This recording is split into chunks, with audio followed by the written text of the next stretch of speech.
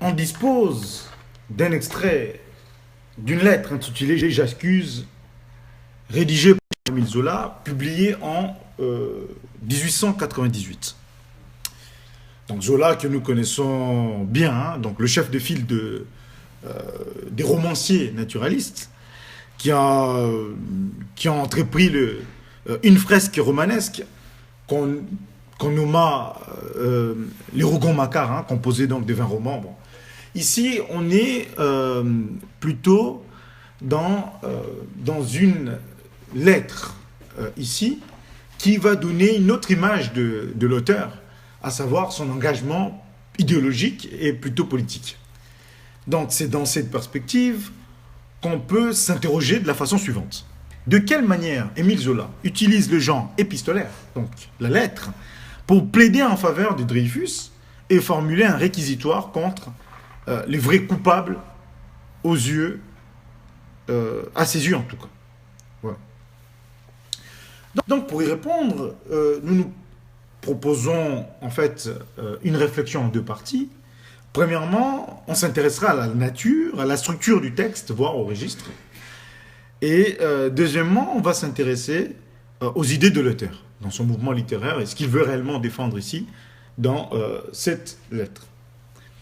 Donc, sans plus tarder, intéressons-nous à la nature et à la structure de ces textes. Ces textes est bel et bien une lettre, de par son architecture, sa structure. Pourquoi? Parce que nous voyons que l'auteur, ici, nous fait une rédaction qui finit par des salutations. D'accord? Salutations et une signature, ce qui pose quand même le cadre épistolaire. Veuillez agréer, messieurs le président, l'assurance de mon profond respect.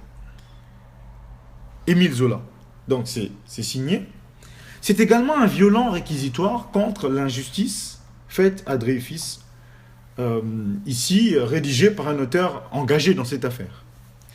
La détermination de l'auteur, ici Émile Zola, est, c'est évident, par l'omniprésence de la première personne, plus les verbes d'action, qui va démontrer en fait ici sa volonté. Je n'ignore pas, c'est volontairement que je m'expose. J'attends, j'accomplis. On voit que c'est un engagement, alors, à la fois personnel et à la fois total, comme une forme de loyauté. Et là, on peut quand même s'interroger et se demander si c'est un engagement plutôt personnel, de nature personnelle, ou amicale. Mais finalement, quand nous nous intéressons aux idées de l'auteur et à ce qu'il veut défendre, nous allons voir que ce n'est pas une personne qui va défendre, mais c'est plutôt un idéal. Alors, passons à cette deuxième partie, les idées de l'auteur. L'auteur est engagé, l'auteur est déterminé, mais il ne le fait pas d'une façon hasardeuse. Il le fait d'une façon organisée, structurée, notamment en prenant quelques précautions pour démontrer ce courage politique dont tu veux faire part. L'auteur, conscient des risques qu'il prend en publiant cette lettre, il dira « Je n'ignore pas que je me mets sous le coup des articles 30 et 31 de la loi sur la presse du 29 juillet 1881 qui punit les délits de diffamation. » Mais ça serait quand même limiter Zola que penser qu'il va s'arrêter là. Zola va aller jusqu'à préciser qu'il ne s'agit pas d'une affaire personnelle. Citons le texte. Quant aux gens que j'accuse, je ne les connais pas. Je ne les ai jamais vus et je n'ai contre eux ni rancune ni haine. Chose évidente. L'auteur est là en train de prendre ses précautions. On dira peut-être pas précaution oratoire, mais plutôt précaution épistolaire. Mais l'organisation, la structure du texte ne s'arrête pas là. Va aller jusqu'à l'emploi des expressions très imagées, des vocables qui renvoient à une forme de lyrisme et de solennité. Intéressons-nous dans un premier temps aux métaphores et hyperboles employées. tels que la passion de la lumière. Donc cette passion de la lumière, c'est aussi la passion de la justice. Hein. Vous savez, l'esprit des lumières. La passion donc de la vérité. Le terme vérité n'est pas loin, puisque le mot va apparaître, va exploser. L'explosion de la vérité.